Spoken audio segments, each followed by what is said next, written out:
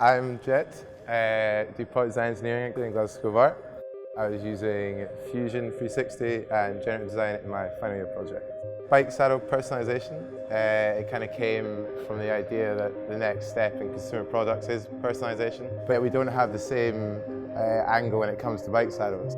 So I heard about Generative and I felt that was a good route to explore. And Generative combined with Fusion 360, it was a really effective tool. So you collect a range of data, such as flexibility. There's an element of on-bike analysis where you track how the rider moves across the saddle.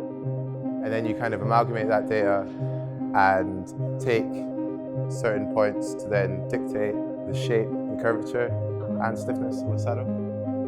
So the idea would be an in-store personalization process. Go into the shop, you would fill out some general information about yourself, like body fat and flexibility, and then the shop assistant would put you on the bike and it'd collect all the data points required for the generative design aspects and then send them to the manufacturer. I was unaware of the power of generative, but I did know it had the ability to generate lots of different outcomes.